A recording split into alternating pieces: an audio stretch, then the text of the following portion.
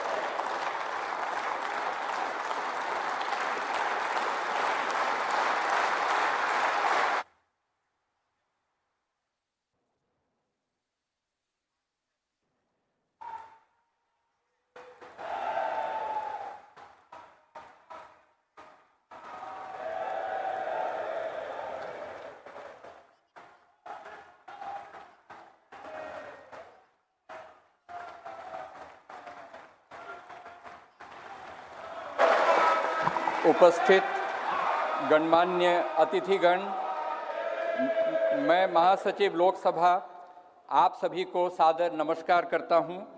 भारत की संसद के इस नवनिर्मित भवन का देश की जन सामान्य को अर्पित करने का यह पावन उत्सव राष्ट्रगान से प्रारंभ होगा।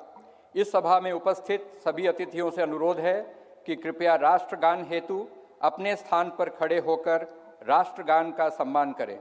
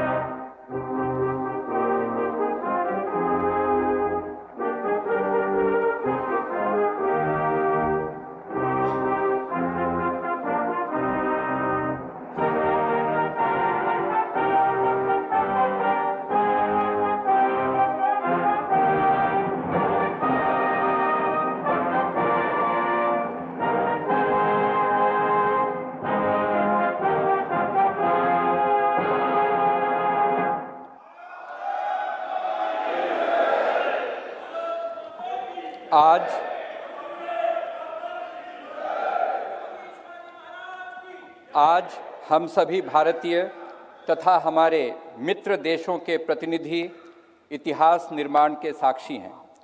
स्वाधीन भारत में राष्ट्रीय स्वाभिमान एवं अस्मिता का प्रतीक यह नवनिर्मित संसद भवन प्रत्येक देशवासी के लिए मंदिर समान है।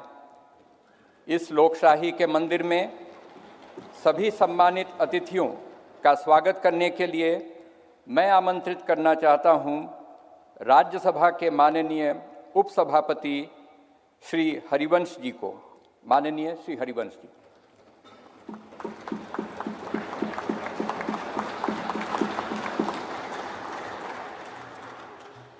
संसद के नवनिर्मित भवन के लोकार्पण समारोह के मुख्य अतिथि आदरणीय प्रधानमंत्री श्री नरेंद्र मोदी जी,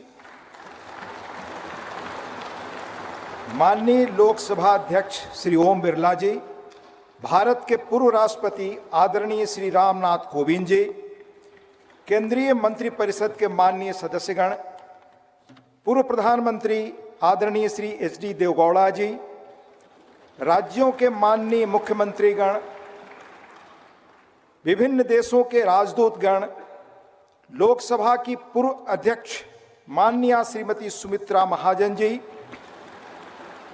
सुप्रीम कोर्ट के माननीय न्यायाधीशगण, राज्यों के उप मुख्यमंत्रीगण, नेशनल कैपिटल टेरिटरी दिल्ली के उपराज्यपाल महोदय, दिल्ली हाई कोर्ट के माननीय मुख्य न्यायाधीश महोदय, लोकसभा और राज्यसभा के माननीय संसद सदस्यगण, विभिन्न राजनीतिक दलों के माननीय अध्यक्षगण, नोबेल पुरस्कार विजेता श्री कैलाश सत्यार्थी जी, टाटा समूह के चेयरपर्सन श्री एन चंद्रशेखरन जी, प्रेस और मीडिया के सम्मानित साथियों, उपस्थित गणमान्य अतिथिजन, देवियों और सज्जनों, भारतीय लोकतंत्र के श्रद्धा स्थल भारत की संसद के नए भवन के लोकार्पण समारोह में आप सभी गणमान्य अतिथिजनों का हार्दिक स्वागत और अभिनंदन।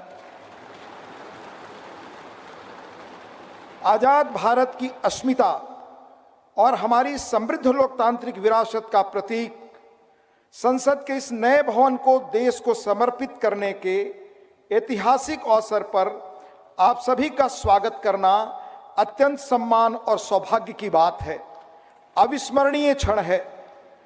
हम सब माननीय प्रधानमंत्री जी के आभारी हैं कि आजादी के अमृत काल में उन्होंने अपने कुशल नेतृत्व और असाधारण प्रयासों से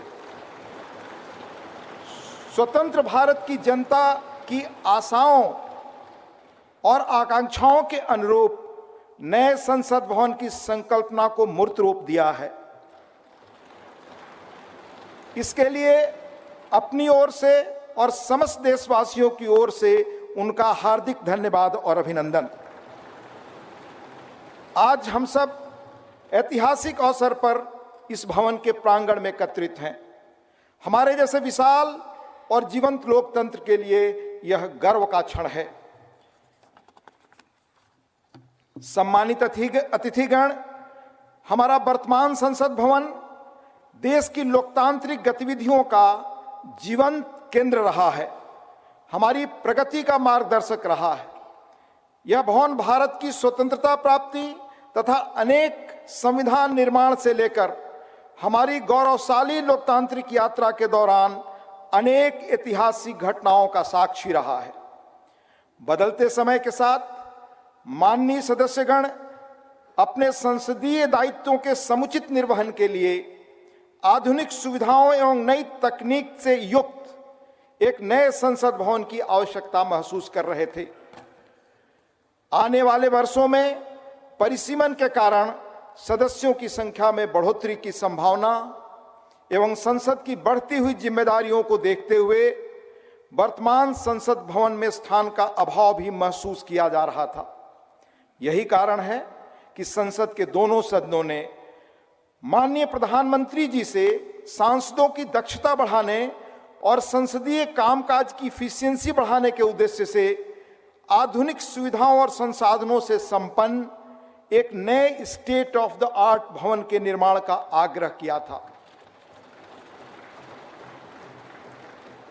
यह अपार हर्ष का विषय है कि माननीय प्रधानमंत्री जी ने अपनी देखरेख में 2.5 वर्षों से भी कम समय में भविष्य की चुनौतियों से निपटने में सक्षम एक आधुनिक संसद भवन तैयार करवाया है। यह भवन ईंट और गारे की संरचना मात्र नहीं है, बल्कि देश की सर्वोच्च चुनी हुई संस्था के रूप में यह भवन देश के नागरिकों की आशाओं, अपेक्षाओं और आकांक्षाओं की पूर्ति का माध्यम है। यह नया भवन अपने आप में वास्तुकला का शानदार उदाहरण है, जिसमें देश की सांस्कृतिक विरासत और विविधता की अद्भुत झलक मिलती है। इसमें हमारी संसद की जरूरतों के अनुरूप सौंदर्य और प्रौद्योगिकी का मिश्रण भी किया गया है। यह भवन त्रिकोणीय आकार के स्थान का अधिकतम उपयोग सुनिश्चित